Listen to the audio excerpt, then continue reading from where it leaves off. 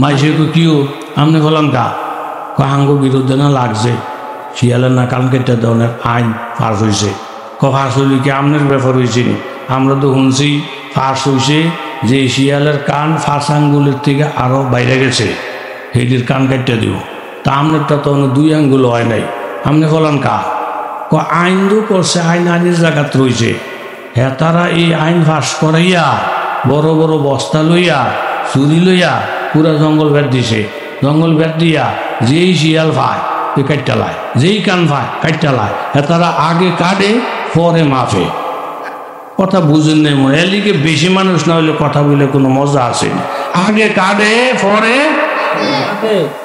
কাটটা লায় যারটা না তারটা যারটা না কাটতে ছোট কয় দূর এটা না কাটতেও ভালো আছে সরি এ দূর কয় কিন্তু এত জীবনটা শেষ কথা কোন ঠিক নেই দোষী বানাইতেছে কারে ইউসুফকে দোষ করছে কে ইউসুফ আছে না আপনার মোহের মধ্যে শক্তি আছে যা খুশি তা করেন তো আমারে কিছু জিজ্ঞাসা না কইরা এই শিশু বাচ্চাটারে জিজ্ঞাসা করেন সে যদি আমারে দোষী বলে দোষ মানব আর যদি আমারে দোষী না বইলা অন্য কাউকে দোষী বলে আপনারা মানবেন নি তারা কেউ মানবো ওয়াশাহিদা শাহিদুম মিন আহলিহা ইন কানা কামিসুহু কুদ্দা মিন কুবুলিন ফাসাদাকাত ওয়া হুয়া মিনাস সাদিকিন ওয়া ইন কানা কামিসুহু কুদ্দা মিন দুবুরিন ফাকাযাবাত ওয়া হুয়া মিনাস সাদিকিন ওই শিশু বাচ্চার জবানে আমার আল্লাহ তাআলা কথা ফুটে দিয়েছেন বুখারী শরীফের রাওয়ায়াতে আছে আমার আল্লাহ তাআলা তিনটা শিশু বাচ্চাকে এরকম দোলনার মধ্যে থাকার বয়সে দুধ পান করার বয়সে তিনটা বাচ্চাকে কথা বলা হয়েছে তোর মধ্যে একটা বাচ্চা হইল ইউসুফ আলাইহিস সালামের পবিত্রতার সাক্ষী এই শিশু বাচ্চার জবান খুলে যায় শিশু বাচ্চা ফয়সালা করে ও এমপি মহোদয় মন্ত্রী মহোদয় ইউসুফের সাথে কথা বাড়াবাড়ি না কইরা আপনারা জামাটা চেক করেন জামাটা যদি সামনের দিকে চিরা পাওয়া যায় তাহলে আপনারা মনে করবেন ইউসুফের দোষ জুলাইখার কোনো দোষ নাই অর্থাৎ ইউসুফ জুলাইখার দিকে হাত বাড়াইছি অপকর্ম করার চেষ্টা করছি আর জুলাইখার সামনাসামনি পাইয়া কলার বেড়া দুইটা টাইনা ইউসুফের জামার সামনের অংশ চিরালাইছি তাহলে মনে করবেন ইউসুফের সব দোষ জুলাইখা বাঁচতে যাইছি আর জামাটা যদি পিছনের দিকে চিরা পাওয়া যায় তাহলে আপনারা বুঝবেন ইউসুফের কোনো দোষ নাই উনি ঈমান বাঁচানোর জন্য ওনার আমল বাঁচানোর জন্য ইউসুফ সামনের দিকে দৌড়াইছে আর জুলাইখা পিছনে টানাটানি করছে থামানোর জন্য জামা ছিঁড়ে গেছে কিন্তু ইউসুফ পিছনের দিকে যায় নাই শরীর ছিঁড়ে গেছে ইউসুফ পিছনের দিকে তাকায় নাই শরীরে রক্ত জড়াইছে তারপরে জুলাইখার কথায় কর্ণপাত করে নাই গুনাহকে গুনাহ মনে করছে আর এই কথা মনে মনে ভাবছে আমাকে কেউ যদি নাও দেখে আমার আল্লাহ তো আমাকে দেখতেছি আপনারা খেয়াল করে দেখেন জামাটা সামনে ছিঁড়া না পিছনে ছিঁড়া ফালাম্মা রাআ কামিসাহু কুদ্দা মিন দুবুরিন ক্বালা ইন্নাহু মিন কাইদিকুন্না ইন্না কাইদাকুন্না আযীম এই যুক্তিযুক্ত কথাটা শুই না প্রত্যেকটা জ্ঞানী মানুষ অবাক হয়ে গেছে কথাটার মধ্যে যথেষ্ট যুক্তি আছে অনেক অনেক জ্ঞান আছে জামাটা তদন্ত করে দেখে রে বাবা জামাটা পিছনের দিকে ছিঁড়া প্রত্যেকে বলেন এখন আর আমাদের কোনো আশঙ্কা নাই আমাদের বুঝার কোনো বাকি নাই ইউসুফ ঈমান বাঁচানোর জন্য দৌড় মারছে জুলাইকে পিছনে খামচাখামচি করছে জামাটা যখন পিছনে ছিঁড়া সমস্ত দোষ হইল জুলাইখা ইউসুফের কোনো দোষ নাই ফালাম্মা রাআ কামিসাহু কুদ্দা মিন দুবুরিন ক্বালা ইন্নাহু মিন কাইদিকুন্না লোকজন বললেন এগুলা মেয়ে লোকের ধোঁকা ইন্না কাইদাকুন্না আযীম ও জুলাইখা নারীদের চক্রান্ত বড় জটিল ইউসুফ আরজানাজা ও ইউসুফ তুমি এই কথাটা মানুষের কাছে বলি করো না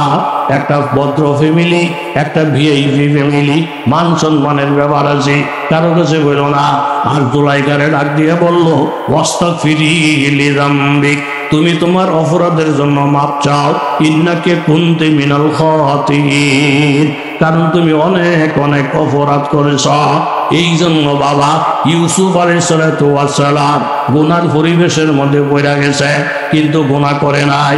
কার ভয়ে? জোরে বলেন কার ভয়ে? একমাত্র আল্লাহর ভয়ে। ইউসুফ আলাইহিস সালাম বলেন, ওয়া মা উবাররিউ নাফসি ইন্নান নাফসা লাআম্মারাতুম বিসু ইল্লা মা রাহিমা রাব্বি। আল্লাহ, আমি আমার নফসকে পবিত্র মনে করি না। প্রত্যেকের মধ্যে একটা নফসে আম্মার আছে, যেই নফসে মানুষকে গুনার দিকে ধাবিত করে, নামাজ ছেড়ে দেওয়ার পরামর্শ দেয়, জিকির আজকার থেকে কাফের কইরা লাগে। ইল্লা মা রাহিমা রাব্বি, আমার রবের যদি দয়া আমার উপরে না হইতো আমি গুনার থেকে বাঁচতে পারতাম না। আমার আল্লাহর যদি দয়া আমাদের উপরে না হইতো তাহলে আলিমুল আমার মজলিসে আসতে পারতাম না, কোরআনের মজলিসে আসতে পারতাম না।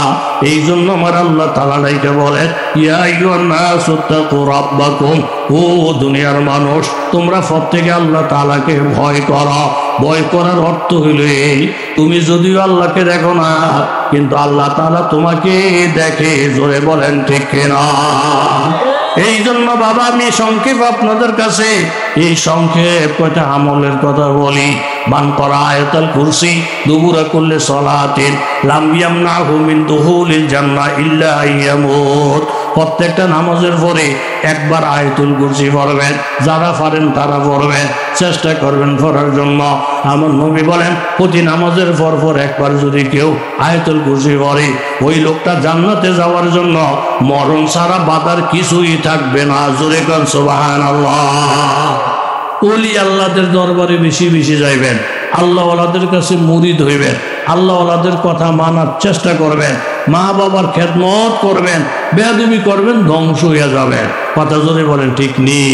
হাদিস শরীফের মধ্যে এই কথা আসছে, এই ইউসুফ আহলুন নার, যারা গুনাহগার তাদেরকে বলবে তোমরা এই দাঁড়াও, জাহান্নামে যাও। না আল্লাহ আল্লাহ ডর করে আমল নাই তো জাহান্নামে যেতে ডর করে। তো যা, শেষ একটা সুযোগ দিলাম, যেই রাস্তা দিয়ে জান্নাতীরা জান্নাতে যাবে তোরা ওই রাস্তায় দাঁড়াইয়া থাক। একটা জান্নাতীও যদি তোদের জন্য সুপারিশ করে, আমি আল্লাহ কথা দিলাম একটা জান্নাতের সুপারিশকে কেন্দ্র কইরা আমি আল্লাহ তোদেরকে মাফ করিয়া দিব। কলিজাটা বড় হইয়া যাবে।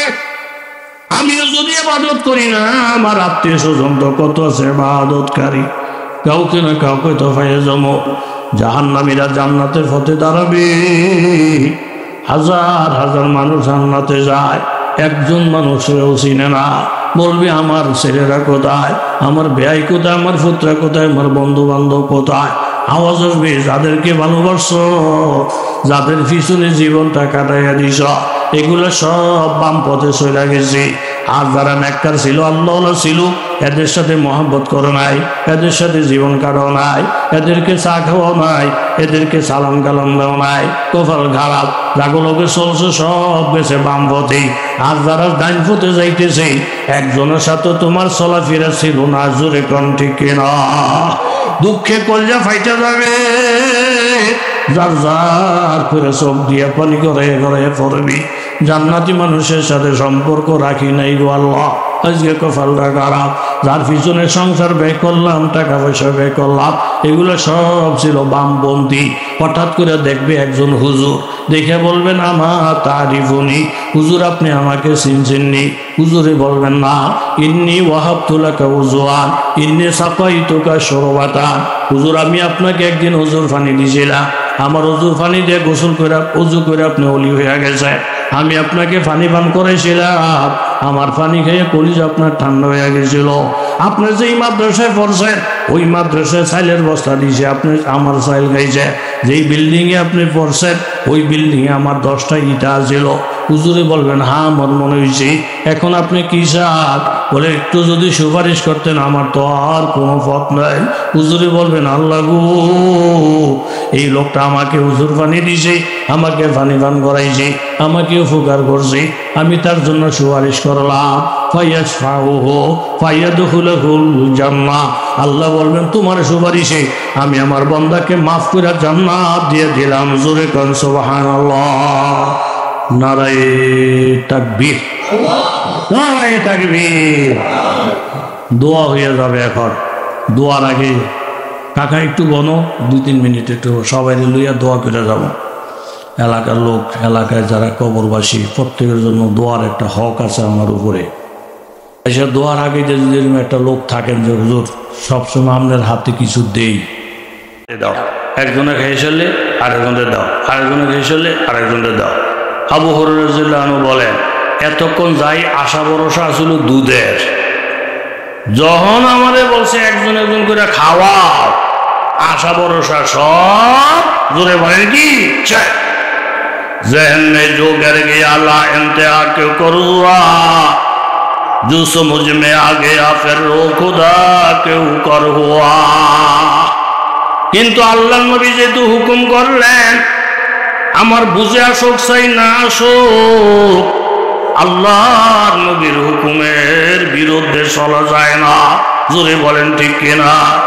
আমার কথা মাইনা মাইনা চলা নবীর উপরে ফরজ না ওয়াজিব না, কিন্তু নবী যদি কোনো হুকুম করে রে বুঝে আসুক চাই না আসুক, নবীর হুকুমটা মাইনা মাইনা চলা প্রত্যেকটা উম্মতের উপরে ফরজ হয়ে যায়। জোরে বলেন ঠিক কিনা? ইয়াউমা লা ইউখজিল্লাহুন নাবিয়্যা ওয়াল্লাযীনা আমানু মাহু, সূরাতুত তাহরিম 28 পারায় আমার আল্লাহ তাআলা বলেন ওই দিনের কথা স্মরণ করো রে বান্দা, যেই দিন বহু সম্মানী মানুষ অসম্মানী হয়ে যাবে, সুখী সুখী মানুষ দুঃখের সাগরে হাবুডুবু খাবে। ওই দিনে তো আমার আল্লাহ আমার নবীকে অপমান করবেন না, আমার নবীর সাথে যারা মুমিন বান্দা তাদেরকেও মাবুদ অপমান করবেন না। ইয়াসা নূরুহুম বাইনা আইদিহিম ওয়া বিআইমানিহিম, প্রত্যেকটা মুমিন বান্দার সামনে পিছে নূর চলতে থাকবে। ইয়াকুলুনা রব্বানা আতমিম লানা নূরানা ওয়াগফির লানা ইন্নাকা আলা কুল্লি শাইইন কাদির। মুমিন বান্দারা বলবে আল্লাহ গো আমাদের নূর আপনি পরিপূর্ণ করে দেন, জান্নাতে যাওয়া পর্যন্ত যেন আলোটা আমাদের সামনে সামনে থাকে। কারণ কাফেরেরা এরকম ভাবে মুনাফিকেরা আল্লাহর পক্ষ থেকে কিছু নূর পাবে, অল্প যাওয়ার পরে নূরটা শেষ হয়ে যাবে। ইয়াউমা ইয়াকুলুল মুনাফিকুনা ওয়াল মুনাফিকাত লিল্লাযীনা আমানু যুরুনা নাক্তাবিস মিন নূরিকুম কিলা ইরজিউ ওয়ারাআকুম ফালতামিসু নূরা। মুনাফিকদের নূর শেষ হয়ে যাবে, তারা মুমিনের নূর ফলো কইরা কইরা পিছনে পিছনে যাইতে থাকবে। কিন্তু ফাদুরিবা বাইনাহুম বিসুরিল লাহু বাব, মাঝখানে একটা পর্দা ফিরে যাবে। বাতিনুহু ফির রাহমা, ভিতরে যেই মুমিনরা আছে তারা থাকবে শান্তিতে। ওয়া যাহিরুহু মিন কিবালিহিল আযাব, মুনাফিকরা যেই অংশে আছে তারা থাকবে আযাবের মধ্যে, কষ্টের মধ্যে। জোরে বলেন ঠিক কিনা? আবু হুরায়রাকে বললেন এ ফেয়ালা তুমি হাতে লনিয়া বন্ধন করো। নবীজির এই কথাটা আবু হুরায়রার মনের পক্ষে না বিপক্ষে? কই জবাব নাই। আবু হুরায়রা রাদিয়াল্লাহু আনহুর মনের পক্ষে না বিপক্ষে? আবু হুরায়রা তো ভাবছেন আমার তো দুধটা দিলে আমি যেহেতু আগের সিরিয়া খাইয়ে নিয়ে ছেড়ে দিতাম, থাকলে খাইতো না থাকলে না খাইতো। কিন্তু নবী বলতেছেন আবু হুরায়রা দুধের ফেলা তুমি না খাইয়া আরেকজনের হাতে দাও, উনি খেলে আরেকজন, উনি খেলে আরেকজন, উনি খেলে আরেকজন, এরপরে তুমি। আবু হুরায়রা ভাবছেন আমার আশা শেষ, তবুও নবীর হুকুমের বিরুদ্ধে চলা যায় না। একজনের হাতে দিলেন ফেয়ালা, উনি দুধ খাওয়ার পরে আরেকজনের হাতে, উনি দুধ খাওয়ার পরে আরেকজনের হাতে, এইভাবে পেয়ালাটা ঘুরা ঘুরা ঘুরা ঘুরা 80 জন সাহাবীর হাত হইয়া আবু হুরায়রার হাতে যখন আসলো, হযরত আবু হুরায়রা নবীর হুকুম মোতাবেক চলছে, বিপরীত করেন নাই, নিরাশ হয়ে যায় নাই।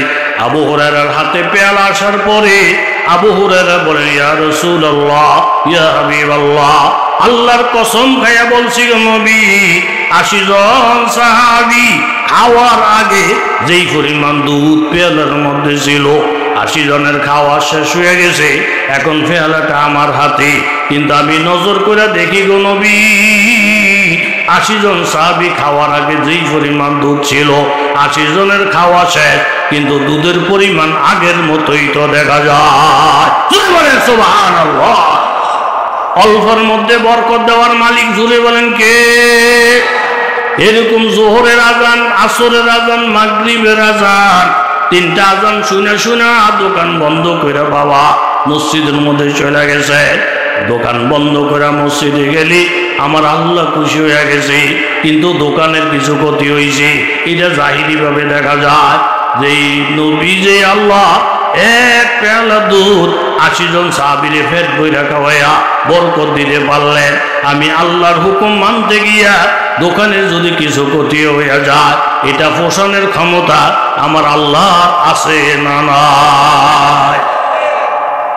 আল্লাহ ইউসুফ আলাইহিস সালাম আর জুলাইখা কয়তালার রূপে? জোরে কর।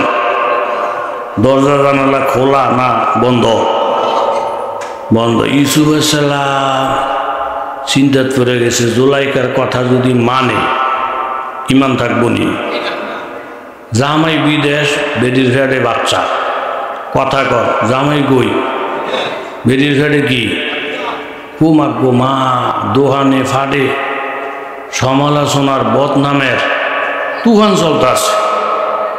মাহেমাদ্দর রাইসা উপস্থিত, বিশাল দরবার, বেডিরও আনছে।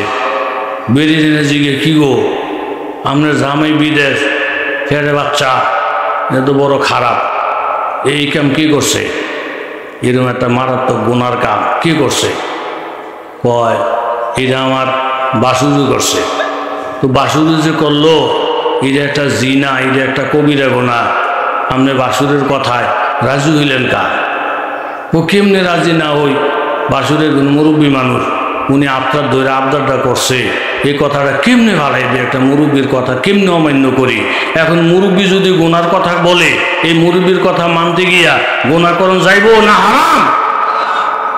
হযরত ইউসুফ আলাইহিস সালাতু ওয়াস সালাম জুলাইখাকে ডাইকে বললেন, দেখেন ম্যাডাম, আপনি আমার বাড়িঘর দিছেন, ঠিকানা দিছেন, কাপড় চোপড় দিছেন, বিছনা সুন্দর সুন্দর করে পাল্টাইয়া দিছে, আপনি আমাকে বহু উপকার করছেন ম্যাডাম, এই উপকার আমি কোনোদিন বলতে পারবো না। কিন্তু এখন আপনি যে হুকুমটা করতেছেন, এইটা যদি আমি মানতে যাই তাহলে আমার ইমান চলে যায়, মাবুদ আমার উপরে বেজার হয়ে যায়, আমি আপনার কথা মানতে পারবো না। জুলাইখার চিন্তা করছি, সোজা আঙ্গুলে কি খাবে না, আঙ্গুল বাঁকা করতে হবে। একটা হুঙ্কার মেরে বলতেছে, দেখে ইউসুফ, এখন ভালো ভালো ব্যবহার করছি, তুমি যদি আমার কথা অমান্য করো তাহলে আমি তোমাকে মিথ্যা মামলায় জড়াইয়া দিব, আমি তোমাকে জেলের ভাত খাওয়াবো। আমি যদি তোমার জেলে ফসাইয়ে দিই, জামিন চাওয়ার মতো কেউ থাকবে না। এখন বুঝা দেখা, হযরত ইউসুফ আলাইহিস সালাতু ওয়াস সালাম আল্লাহর কাছে মুনাজাত করে, রব্বি রব্বি রব্বি রব্বি ইন্নী রব্বি আসিজনু আহাব্বু ইলাইয়া মিম্মা ইয়াদউনানি ইলাইহি। ও আসমানের মালিক আল্লাহ, আমি একটা গুনার পরিবেশের মধ্যে পড়ে গেছি।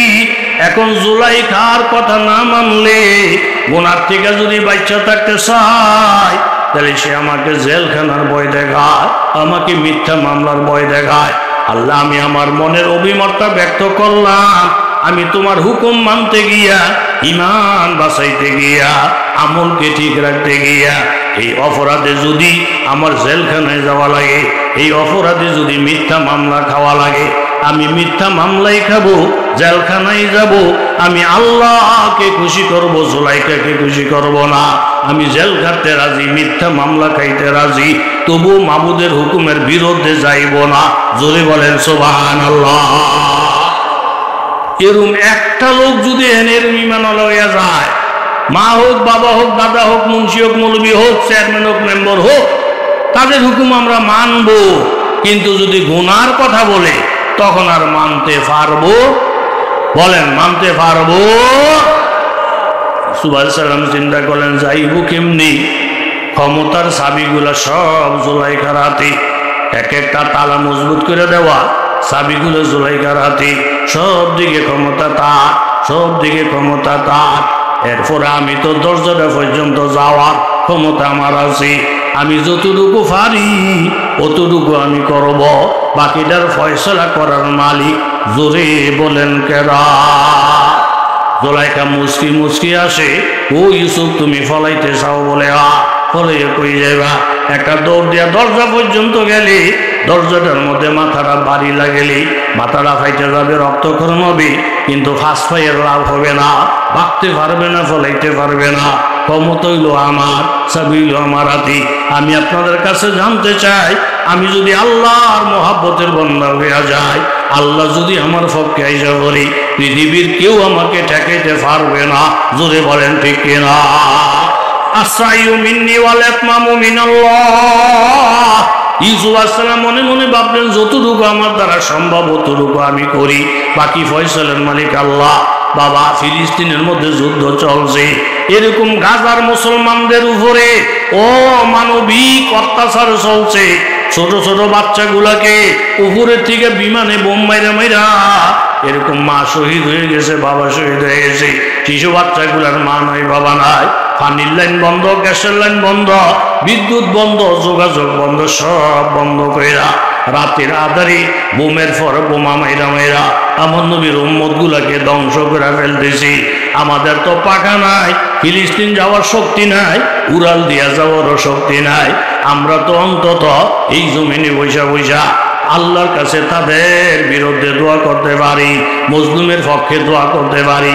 আমাদের দ্বারা যতটুকু সম্ভব এতটুকু করব আমরা, বাকিটার মালিক জোরে বলেন কেরা? ইউসুফ আলাইহিস সালাম ভাবলেন, আমি তো দৌড় দিয়া দরজা পর্যন্ত যাইতে পারি, আমার কাজটা আমি করি, বাকি কাজ করবে আমার আল্লাহ। হযরত ইউসুফ আলাইহিস সালাম ধৈর্য ধইরা একটা দৌড় দিয়ে যখন দরজাটার কাছে গেলেন, দরজাটার কাছে যাইতে যাইতে আল্লাহ তাআলা দরজাটাকে চাবি ছাড়া খুলে দিলেন।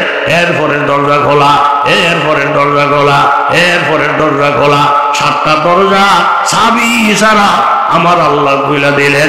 ইউসুফকে আটকে রাখা গেল না। জোরে গান সুবহানাল্লাহ, নারায়ে তাকবীর, নারায়ে তাকবীর।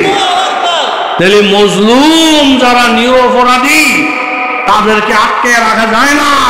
চাবি তাদের কাছে থাকো, আমার আল্লাহ কুদরতি চাবি দিয়া ওই তালা খুইরা শক্তি আল্লাহ পাকের আছে বাহির করা। কথা জোরে বলেন ঠিক কিনা? দৌড় দিয়ে যাইতে যাইতে যাইতে যাইতে যাইতে যাইতে ইউসুফ 7 তালা শেষ করে নিচতলায় গেছে। সামনে ইউসুফ, পিছনে গাড়ায়। কথা কন, পিছনে কি জোলাই?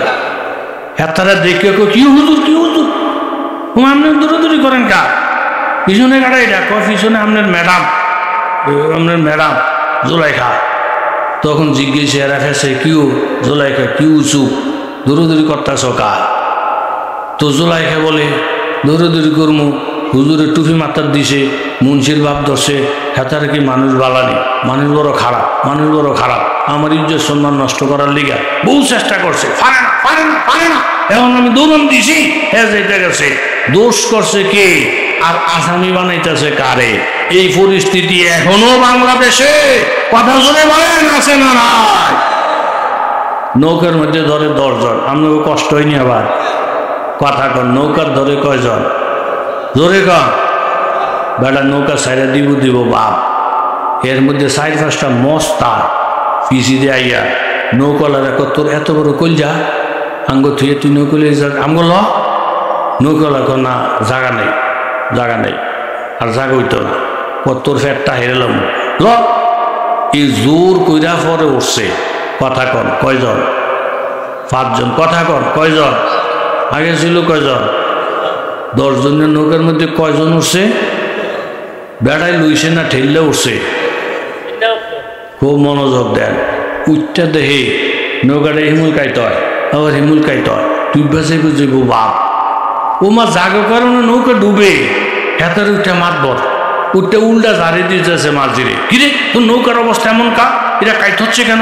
এদিকে যাচ্ছে কেন? এদিকে যাচ্ছে কেন? তো বেড়ায় কই এদিকে যাচ্ছে কেন, এদিকে যাচ্ছে কেন? আপনারা আমাদের ঠেলতেছেন, আমরাও কারণে এই ঘটনা ঘটছে। নৌকাটা আগে ভালোই ছিল, আপনারা উঠছেন, বেশি হয়ে গেছে, যাতা হয়ে গেছে, এই জন্য নৌকে মুলিমুল কাইতে হয়, যাগো কারণে নৌকা ডুবে ডুবে বা হ্যাঁ তারা আসামি বিচারতেছে, কথা জোরে কোন ঠিক নি।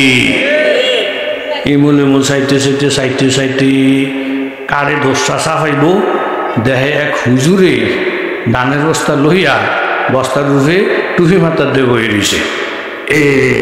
এক করে জুইত মতন পাইছে, মা গো নৌকা ডুবে ডুবে বাপ দ এই হুজুরটার কারণে, এখানে মানুষ উঠোনের জায়গা নাই। এতে আবার ধানের বস্তা লুইছি, এটা বলে 2 মণ ওজন, ইটার বারে না নৌকা তলাই যেতেছে, ইটার বারে নিয়ে তলাইতেছে। এটা যেই সময় উঠছে এই সময় বেটা আলগি দিয়ে আঞ্জা করে মেহমান বানাই উঠাইছে। এখন অতিরিক্ত বার হয়েছে তবু কারণে নৌকা ডুবে। এখন নিয়ে দোষী বানাইতে চাই হুজুর রে, কথা জোরে কন ঠিক নেই।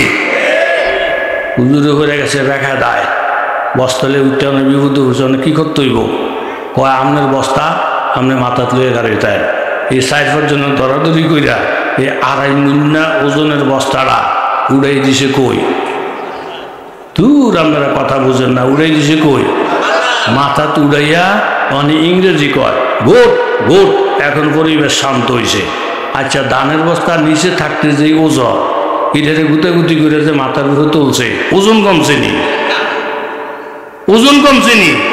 আমনুর মসজিদ থেকে হুজুরে দৌড়ে দিলে এ হেবেরা কি গার মসজিদ যাই আল্লাহর রহমতে আরেক মসজিদে যাবে, হ্যান থেকে সমস্যা হলে আরেক মসজিদে যাবে, হ্যান থেকে সমস্যা হলে আরেক মসজিদে যাইব। ওজন কমানোর ক্ষমতা কারো নাই, কথা জোরে বলেন ঠিক কিনা? হুজুরে কেমন গাদার গাদা, ইতুরি মাইসে ধরাধরি করে বস্তার মাথার তুল্লা দিয়া ওখানে গীত গায়। পরিবেশ বলে সুন্দর হয়েছে, ওজন বলে কমছে, নৌকা বলে বাউ হয়েছে। বেশি কথা কইতাম না, কইলে আবার নৌকাটা ডুবাই লিব, আল্লাহ কইলে ফার হইয়া লিব। হুজুরের নৌকাটার থেকে লাইনবা তাগতি সাইকেল, তোকে মাথার মধ্যে গুড়ি ছাড়া কিচ্ছু নাই। ধানের বস্তা নিচে থাকলে যে ওজন, মাথার উপরে থাকলে তো এই ওজন হই। দোষ করছ তোরা, মানে সব দোষ নিয়ে আমার ধানের বস্তার উপরে দিস। এই দোষ কইয়া ধানের বস্তাটার ভিসে লাগিয়া ধানের বস্তাটা গুতাগুতি কইরা বস্তার দাম বাড়াইয়া দিস। আগে আসছিল ভাগ তোলে, এখন তোকে গুতাগুতির কারণে আল্লাহ এটার দাম বাড়াইয়া উড়াইছে মাথার উপরে। পাড়া জোরে বলেন ঠিক কিনা? দোষ করছে কি? জোলাইকা, এই যে এরা ঠিক আছে। দোষ করছে কি? মামলার ডুবাই দিত চায় কারে? আসেনি আমার দেশে রুম। আরে কত মানুষ জেল খাটতেছে, হচ্ছে যেতেছে। কি দোষ, কি অপরাধ, কি অন্যায়, কেউ বিচার পায় না, এরকম আসেনি? আল্লাহ ওই জঙ্গলের মধ্যে শিয়ালে ডাহে, বাদশাহ আবার শিয়ালের ডাক শুনতে না। আমার দেশের কিছু মানুষ আজান শুনতে পারে না, মাহফিল শুনতে পারে না, কোরআনে শুনতে পারে না, এরকম নাস্তিক কিছু আছে না নাই? বাদশাহকে হারা দিন হু হু হু সব কাটালা উজিরকে এমনি ডালা কাটতে লেলে মাইসে আমরা বদনাম করব। তুই কি করেন? এই আওয়াজ দামি শুনতারি না। আপনি একটা আইন করেন, আইনের মাধ্যমে কাটালার দোষ হইত না। কেউ জিগাইলে আপনি কইবেন এটা হাইকোর্টের রায়, এটা জজ কোর্টের রায়, এটা বিচার বিভাগের ব্যাপার, আমি ব্যাপারে কি জানি। অথচ নাটিগুটি সব ঘুরায়। হ্যাঁ পাঠা জোরে এখন ঠিক নেই। আইন করে দিছে যেই শিয়ালের কাম, আপনারা শুনেননি কথা? 2 আঙ্গুলের থেকে বড় হয়ে গেছে। রাষ্ট্রীয় সংসদ আইন ফাঁস হয়েছে, এই শিয়ালের কান কাটতে দেওয়া হবে। ফাঁস হয়ে গেলে তোর করার কিছু নাই। শিয়ালের ভিতরে আতঙ্ক, এর মধ্যে ছোট্ট একটা শিয়াল, এই 1.5 আঙ্গুল পরিমাণ কান, 5 আঙ্গুল পরিমাণ কান হইলে কেটে দিব। কিন্তু এই শিয়ালটার ছোট তো বাচ্চা, কান হয়েছে ছোট্ট, এই শিয়ালটা ফলে জায়গা